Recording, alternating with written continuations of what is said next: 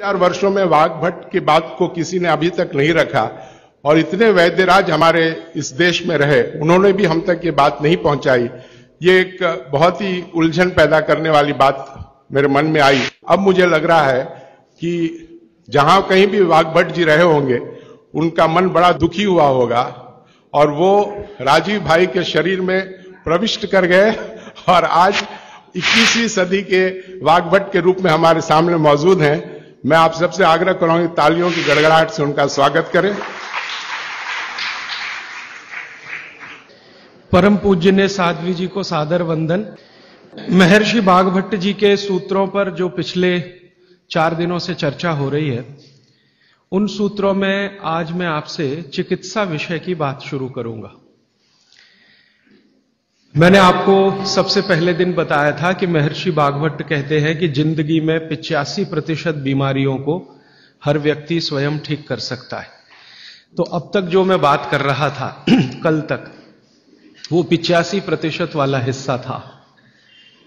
इसमें से आपको कोई भी बात ऐसी नहीं लगी होगी जो किसी विशेषज्ञ की मदद से करनी पड़े। अब तक मैंने जितना भी आपको बताया है वो सब इतनी सरल और सहज बातें हैं जो आप स्वयं कर सकते हैं। आज मैं आपको 15% वाले हिस्से की बात करूंगा। जो बचा हुआ 15% हिस्सा है जिसमें किसी विशेषज्ञ की जरूरत है, वो वाली बात आपसे शुरू करूंगा। लेकिन आज आप महसूस करेंगे व्याख्यान खत्म होने के बाद कि अरे ये 15% भी हम कर सकते हैं। वाग्भट जी की यही खूबी है। वो ये मानते हैं कि दुनिया का हर व्यक्ति विशेषज्ञ हो सकता है। और वो ये भी एक जगह लिखते हैं कि मैं अकेला वाग्भट नहीं, मेरे बाद और भी हो सकते हैं। वो ये कहते हैं कि जो व्यक्ति भी अपने शरीर का सूक्ष्म अवलोकन कर सके, ऑब्जर्वेशन सूक्ष्म माइक्रो लेवल पे, वो सभी विशेषज्ञ हो सकते हैं।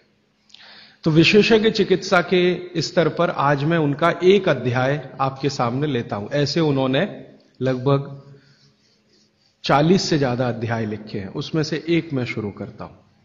वाग्भट जी ये कहते हैं कि जब विशेषज्ञ चिकित्सा की बात आए, गंभीर रोग जैसे कैंसर है, डायबिटीज है, अर्थराइटिस है, तो इसमें वो कहते हैं कि भगवान ने, प्रकृति ने ऐसी व्यवस्था बनाई है कि विशेष गंभीर रोगों की चिकित्सा भी आप बहुत आसानी से, सहजता से कर सके। उसमें से उन्होंने एक जगह लिखा है कि इस पूरे ब्रह्मांड में, पूरी प्रकृति में ऐसी कई चीजें हैं जो एक साथ वात, पित्त और कफ तीनों को ठीक करने की शक्ति रखती है। एक साथ बहुत कम चीजें ऐसी हैं प्रकृति में जो वात, पित्त, कफ तीनों को एक साथ ठीक रखें। कुछ चीजें ऐसी हैं जो वात को अच्छा रखेंगी, कुछ चीजें ऐसी हैं जो पित्त को अच्छा रखेंगी, कुछ चीजें ऐसी हैं जो कफ को अच्छा रखेंगी। वात को अच्छा रखने वाली सबसे अच्छी चीज जो आपके घर में है वो है तेल। तेल तेल वो जिसमें आप सब्जियां बनाते हैं। तेल वो जिसमें आप सब्जियां बनाते हैं। तो सबसे अच्छी चीज वो बोलते हैं कि तेल है, जो वात को हमेशा समभाव में रखता है, समानता में रखता है, वात को बढ़ने नहीं देता। लेकिन उन्होंने एक शब्द पर जोर दिया है कि तेल का माने शुद्ध तेल। अब ये शुद्ध तेल उन्होंने लिखा 3500 साल पहले। आज के विश्लेषण में अगर हम ध्यान दें तो शुद्ध तेल का माने तेल की घानी से निकाला हुआ सीधा सीधा तेल, बिना कुछ मिलाए हुए सीधा सीधा तेल, कोई भी मशीन से निकाला हुआ सीधा सीधा तेल, उसमें कुछ नहीं मिलाया, मतलब नॉन रिफाइंड तेल। नॉन रिफाइंड तेल। अगर आप तेल खा रहे हैं तो वाग्भट जी का निवेदन है कि आप तेल शुद्ध खाइए, माने रिफाइंड तेल मत खाइए, डबल रिफाइंड तेल मत खाइए। अब आप कहेंगे जी क्यों नहीं खाएं, डॉक्टर तो यही बोलते हैं कि रिफाइंड खाओ, डबल रिफाइंड खाओ तो आपको हृदय घात नहीं आएगा, वगैरह वगैरह। ये जो रिफाइंड तेल है, मैंने इनको देखा है कैसे रिफाइंड किया जाता है। आप भी देख लें, कभी मौका मिले तो बहुत अच्छा होगा। किसी भी तेल को रिफाइंड करने में 6 से 7 केमिकल इस्तेमाल होते हैं और डबल रिफाइंड करने में 12 से 13 केमिकल इस्तेमाल होते हैं। वो सब केमिकल मनुष्य के द्वारा बनाए गए हैं प्रयोगशाला में। भगवान का बनाया हुआ एक भी केमिकल तेल को रिफाइंड नहीं कर सकता। भगवान का बनाया हुआ माने प्रकृति का दिया हुआ, जिसको आप अंग्रेजी में कहते हैं ऑर्गेनिक। ऑर्गेनिक एक भी केमिकल नहीं है जो तेल को साफ कर सके, एक भी केमिकल दुनिया में नहीं है। जितने भी केमिकल तेल को साफ करने के लिए उपयोग किए जाते हैं वो सब इनऑर्गेनिक है, और इनऑर्गेनिक केमिकल ही दुनिया में जहर बनाते हैं, और उनका कॉम्बिनेशन जहर की तरफ ही लेके जाता है। आज की दुनिया में मॉडर्निज्म के नाम पर, आधुनिकता के नाम पर जितने इनऑर्गेनिक केमिकल्स जगह जगह इस्तेमाल हो रहे हैं, वो सब आपको धीरे धीरे उस तरफ ले जा रहे हैं जहां आप जहर अपने ही शरीर में पैदा कर दें। इसलिए रिफाइंड तेल, डबल रिफाइंड तेल गलती से भी मत खाइए। भागवत जी कहते हैं कि जिंदगी भर वात को ठीक रखना है, जिंदगी भर। तो वात को ठीक रखने के लिए सबसे सरल चिकित्सा वो बोलते हैं वो तेल का ही है। वो कहते हैं शुद्ध तेल खाइए। शुद्ध तेल माने घानी से निकाला हुआ तेल। अब आपके मन में दो प्रश्न आएंगे तुरंत कि शुद्ध तेल में तो बास बहुत आती है। हां, सीधा प्रश्न। दूसरा प्रश्न आएगा जी शुद्ध तेल बहुत चिपचिपा होता है, गाढ़ा होता है, चिपचिपा होता है, और बास अलग से आती है। हम लोगों ने जब शुद्ध तेल पर भारत देश के कुछ वैज्ञानिकों की मदद से काम किया, एक तरह से कहें रिसर्च किया, तो पता चला कि तेल का जो चिपचिपापन है वो उसका सबसे महत्वपूर्ण घटक है। तेल में बहुत कुछ होता है, जैसे मैंने आपको पहले दिन बताया ना, मिट्टी में माइक्रो न्यूट्रिएंट्स है, कैल्शियम है, आयरन है, सिलिकॉन है, कोबाल्ट है, ऐसे तेल में भी है, हर चीज में है। तो तेल का जो सबसे महत्वपूर्ण हिस्सा है वो उसका चिपचिपापन ही है। और जैसे ही तेल में से ये चिपचिपापन निकाला तो पता चला वो तेल ही नहीं बचा। तेल जिस चीज के लिए खाया जाता है वो बचा ही नहीं, वो हिस्सा ही गायब हो गया। फिर हमने देखा कि तेल में जो बास आ रही है, बास, वो उसका प्रोटीन कंटेंट है। तेल में प्रोटीन बहुत है। जैसे आपने सुना है दालों में प्रोटीन होता है, दालों में प्रोटीन सबसे ज्यादा है, भगवान का, ईश्वर का दिया हुआ। दालों के बाद दूसरे नंबर पर जो प्रोटीन सबसे ज्यादा है वो तेलों में है। तो आप जो तेल में देख रहे हैं कि उसकी बास है, वो बास जो है ना, उसका ऑर्गेनिक कंटेंट है प्रोटीन के लिए। 4-5 तरह के प्रोटीन है सभी तेलों में। आप जैसे ही तेल की बास निकालेंगे उसका प्रोटीन वाला घटक गायब हो जाता है। अब बास निकाल दिया तो प्रोटीन निकल गया, और चिपचिपापन निकाल दिया तो उसका जो फैटी एसिड है वो गायब। अब ये दोनों ही चीजें गायब हो गई तो तेल नहीं रहा, वो पानी है एक तरह से। इसलिए भागवत जी ने सूत्र लिखा कि जिंदगी भर वात की चिकित्सा अगर आपको करनी पड़ जाए तो बेहतर है कि आप शुद्ध तेल खाएं तो वात की चिकित्सा ही ना करनी पड़े। और मैंने आपको सबसे पहले दिन बताया था कि दुनिया में सबसे ज्यादा रोग वात के ही हैं, सबसे ज्यादा रोग। ये घुटने दुखना से लेकर कमर दुखना, हड्डियों में दर्द, ये वात के तो रोग है ही। सबसे खतरनाक वात का रोग है हार्ट अटैक, हृदयघात। सबसे खतरनाक बात का रोग है पैरालिसिस। सबसे खतरनाक बात का रोग है ब्रेन का डैमेज हो जाना। तो ये खराब से खराब जो रोग आपकी जिंदगी में है, इनमें वात के खत्म हो जाने की या वात के पूरी तरह से बिगड़ जाने की भूमिका सबसे बड़ी है। फिर मैंने देखना शुरू किया कि हिंदुस्तान में ये रिफाइंड तेल कब से आए। आज से 50 साल पहले तो कोई जानता नहीं था कि रिफाइंड तेल क्या होता है। ये पिछले 20-25 वर्षों में आए हैं रिफाइंड तेल। कुछ कंपनियां निकली इस देश में, कुछ विदेशों से आई, कुछ हिंदुस्तानी कंपनियां, दोनों ने मिलकर रिफाइंड तेल का चक्कर चलाया। रिफाइंड तेल बहुत अच्छा है, बहुत अच्छा है। अब ये बहुत अच्छा उन्होंने कहा, किसी ने माना नहीं, तो डॉक्टरों से कहलवाया, बहुत बड़े बड़े डॉक्टरों से कहलवाया।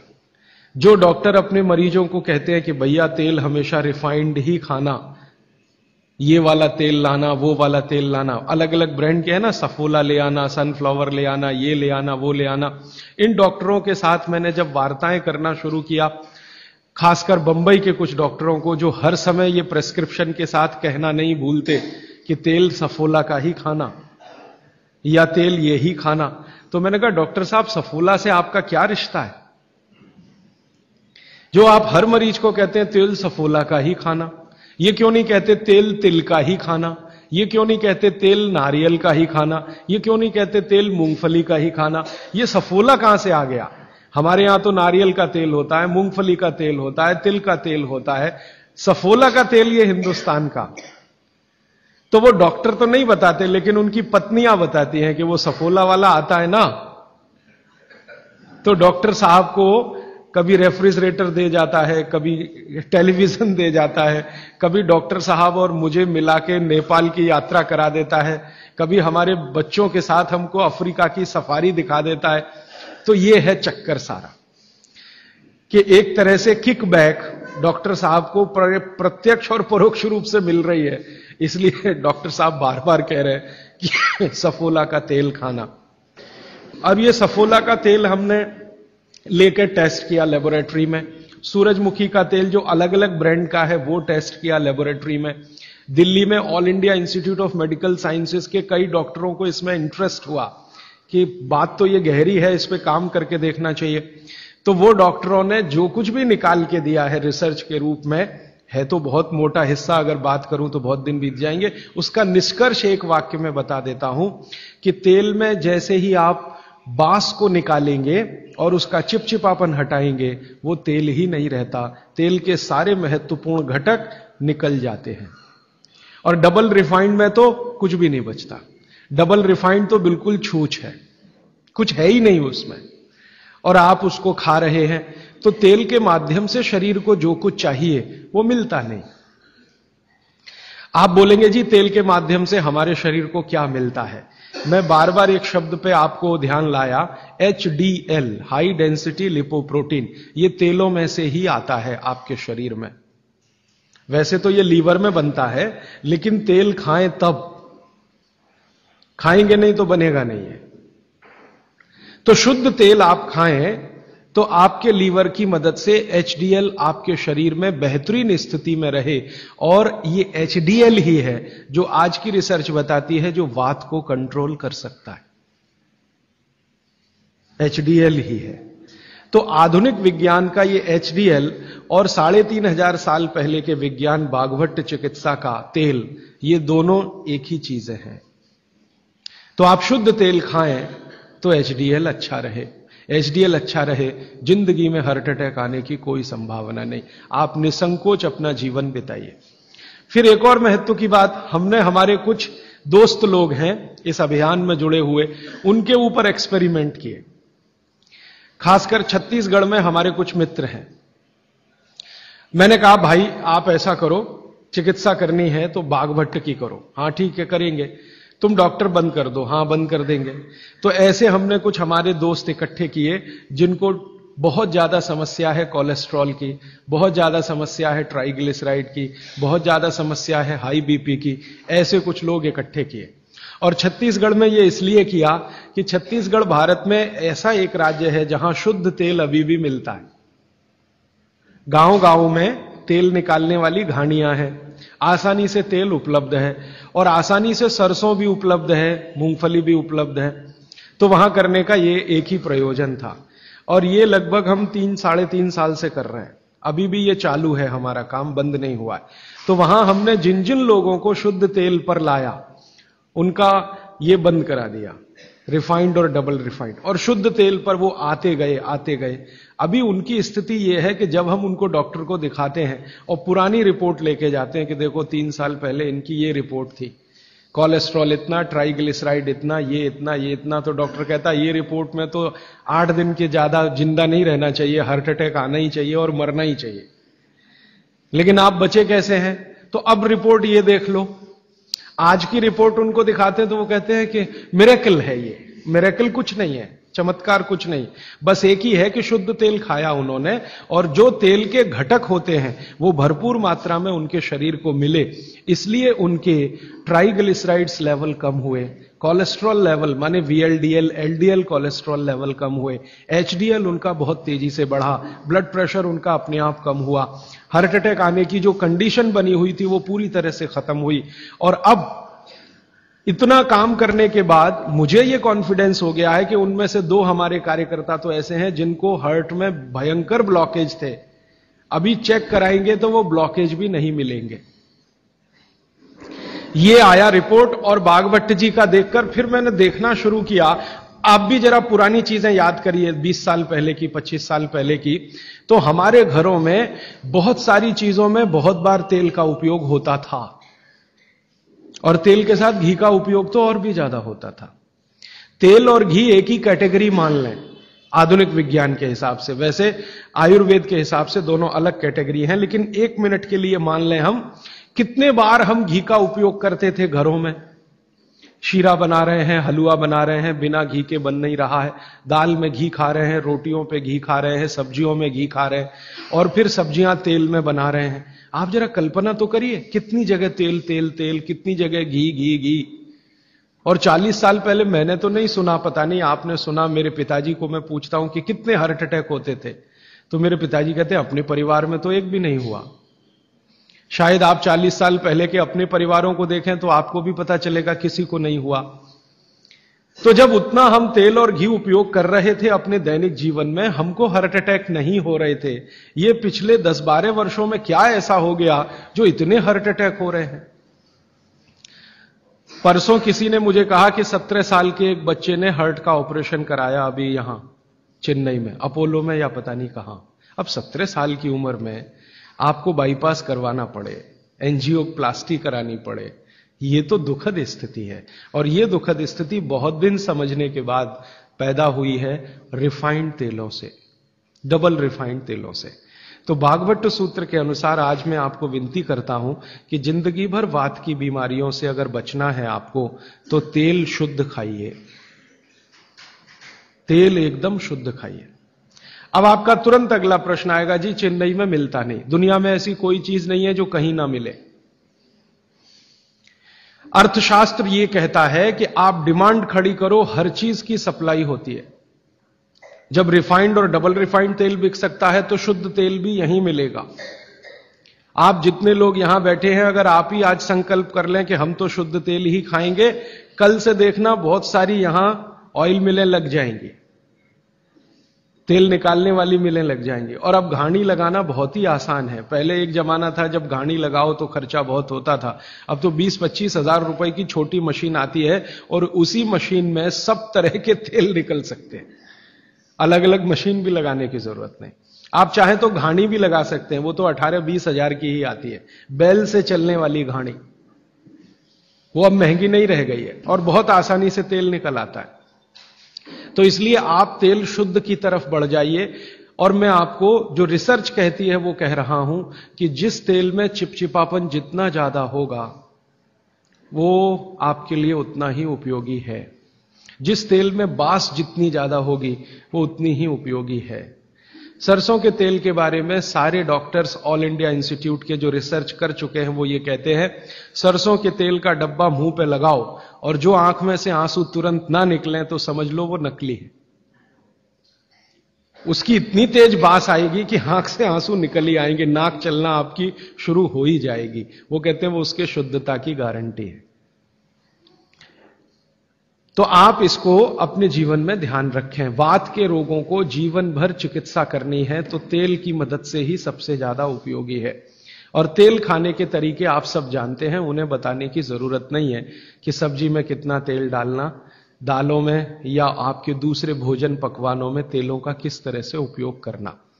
मैंने ये देखा हिंदुस्तान में कि हमारे यहां तीज त्योहार होते हैं और हर तीज त्योहार में कुछ खास तरह के व्यंजन और पकवान बनते हैं। मैंने यह देखा है कि कुछ खास तरह के त्योहार में कुछ खास तरह का तेल उपयोग हो रहा है, दूसरे तरह के त्योहारों में दूसरे तरह का तेल उपयोग हो रहा है। उसके पीछे बड़ा साइंस है, बहुत बड़ा साइंस है, बहुत बड़ा विज्ञान है।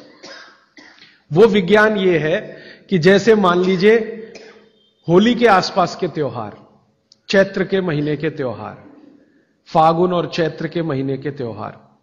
अब फागुन और चैत्र के महीने के त्योहारों में जो जो पकवान बन रहे हैं आप उन पर अगर नजर डालें तो वो उस मौसम के हिसाब से बहुत ही अनुकूल है। दिवाली के आसपास के जो तीज त्योहार हैं, नवंबर दिसंबर के या अक्टूबर नवंबर के, उनमें जो पकवान बन रहे हैं वो खास तरह के प्रिपरेशन है, बहुत गहरा विज्ञान है। कभी मौका मिला तो इस पे अलग से ही बात करूंगा कि त्योहारों में पकाए जाने वाले जो व्यंजन हैं वो हमारे शरीर को किस तरह की मदद कर रहे हैं। हमारे वैज्ञानिकों ने, माने महर्षियों ने, ये देखा कि जीवन के दिनों में, माने अगर ठंड के दिन है तो शरीर में क्या प्रकोप ज्यादा है, बरसात के दिन है तो शरीर में क्या प्रकोप ज्यादा है, गर्मी के दिन है तो शरीर में कौन सा प्रकोप ज्यादा, प्रकोप माने वात पित्त कफ, ये तीन ही तरह के, तो उनको संयमित रखने के लिए कौन सी चीजें प्रकृति ने दी हैं, तो व्यंजनों में वही चीजें डाली गई हैं। जैसे अब मैं आपको थोड़ा और स्पष्ट करता हूं, यह बात अमूर्त है लेकिन अब थोड़ी मूर्त करता हूं। सर्दी के दिनों में जितने भी त्योहार आप मनाते हैं या जितने भी त्योहारों में आप अपने जीवन को लगाते हैं, ये सब त्योहारों में आप देखो भोजन ज्यादा से ज्यादा आपके हिसाब से गरिष्ठ होता है। प्रिपरेशन कुछ इस तरह के होते हैं, जैसे आप तिल खा रहे हैं, सर्दी के दिनों में भरपूर तिल खाया जाता है और तिल के तरह तरह के व्यंजन बनाए जाते हैं। अगर आप गुजरात में रहते हैं तो अड़दिया खाया जाता है, अड़दिया। दुनिया का इससे अच्छा शायद कोई पकवान ना हो, अड़दिया जिसको कहा जाता है, उड़द की दाल का बनता है अड़दिया। ऐसे ही राजस्थान के कुछ इलाकों में विशेष पकवान है, ऐसे उत्तर प्रदेश के इलाकों में कुछ पकवान है। लेकिन अगर महसूस करें तो ये सब भारी हैं, भारी गुरुत्व है इसमें। भागवत जी ने एक शब्द इस्तेमाल किया, गुरुत्व वाले पदार्थ, माने भारी हैं, आसानी से नहीं पचते, धीरे धीरे पचते। अड़दिया तो आसानी से नहीं पचेगा, तिल की चीजें भी आसानी से नहीं पचने वाली हैं। लेकिन जिन दिनों में हम ये खा रहे हैं उन दिनों में शरीर के लिए यही अच्छा है कि कोई चीज आसानी से ना पचे, धीरे धीरे पचे, देर में पचे। क्यों? अब ये ठंडी के दिन होते हैं तो ठंडी के दिनों में शरीर में पित्त जो है ना थोड़ा कम होता है, पित्त थोड़ा कम होगा, वात ज्यादा बढ़ा हुआ रहेगा और कफ सबसे ज्यादा बढ़ा हुआ रहेगा ठंड के दिनों में। अब कफ सबसे ज्यादा बढ़ा हुआ है तो कफ का असर हमारी जठर अग्नि पर है। अब कफ का असर जठर अग्नि पर है तो जठर अग्नि भी थोड़ी कम रहती है, थोड़ी, जो गर्मियों के दिनों में वो भड़कती है उतनी नहीं होती।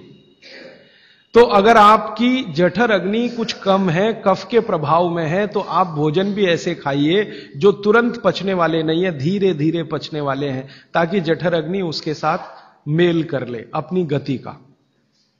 ऐसे समझ लो जठर की गति कम होती है तो खाया जाने वाला खाना भी कम गति से पचने वाला हो तो बहुत अच्छा है। तो सोच समझकर यह तय किया गया कि सर्दी के दिनों में तिल खाना है, सर्दी के दिनों में मूंगफली खानी है, सर्दी के दिनों में गुड़ खाना है, सर्दी के दिनों में घी सबसे ज्यादा खाया जाता है। और आपने अक्सर वैद्यों से सुना होगा सेहत बनानी है तो यही दिन सबसे अच्छे हैं, माने खूब अच्छा अच्छा खाओ। और भगवान का दिया हुआ भी इन महीनों में भरपूर होता है। तिल भी इन्हीं महीनों में आते हैं, मूंगफली भी नई इन्हीं महीनों में आती है, चने भी इन महीनों में नए आते हैं। तो अच्छा खाना खाने का समय यही माना जाता है सर्दियों का। और अच्छा खाना वो जो गुरुत्व वाला है, गुरुत्व वाला वो जो थोड़ा धीरे धीरे धीरे धीरे पचता है। तो कितना बड़ा मेल बिठाकर हमारे लोगों ने हमारे व्यंजनों को त्योहारों के साथ जोड़ा। गर्मी के दिनों में उल्टा होता है, गर्मी के दिनों में आपका पित्त भड़कता है, माने अग्नि तीव्र है, तो आप ऐसा खाना खाओ जो जल्दी हजम हो जाए। बारिश के दिनों में सम रहता है, पित्त जो है बहुत ही कम होता है। तो बारिश के दिनों में यह कहा जाता है कि भैया सबसे हल्का खाना खाओ बारिश के दिनों में, क्योंकि पित्त उस समय सबसे कम है। और कई बार तो कहते हैं जी एक ही बार खा लो तो अच्छा है बारिश के दिनों में। और जैन समाज वाले तो जानते हैं कि बारिश के दिनों के खाने में बहुत रिस्ट्रिक्शन है। क्यों जी? ऐसा खाना तो आप खा ही नहीं सकते जिसमें पानी बहुत हो, क्योंकि शरीर में ही पानी बहुत होता है उस समय, प्रकृति के हिसाब से शरीर चलता है। तो बारिश के दिनों में अक्सर आपने सुना है जैन साधु संतों के मुंह से कि हरा पत्ती का सब्जी मत खाओ, हरा सब्जियां मत खाओ, ये वगैरह वगैरह। हरे पत्ती की सभी सब्जियां बहुत पानी भरी भरी, पानी शरीर में ही पहले से ज्यादा है क्योंकि बारिश में नमी ज्यादा है। तो आप ज्यादा पानी के शिकार होंगे। ज्यादा पानी भी अच्छा नहीं है, कम पानी भी अच्छा नहीं है। तो इसलिए साधु संत जो कहते हैं वो भी कुछ विज्ञान के आधार पर कहते हैं। बस अंतर इतना ही है कि हमारे दिमाग में क्यों इतना गहरा घुसा हुआ है कि जब तक क्यों एक्सप्लेन कोई नहीं करता हम ना उसकी बात सुनते हैं ना मानते। तो अपने देश में भागवत जी के अनुसार वात की चिकित्सा जिंदगी भर अच्छी रहे आपकी तो तेल शुद्ध खाइए, ये एक सूत्र।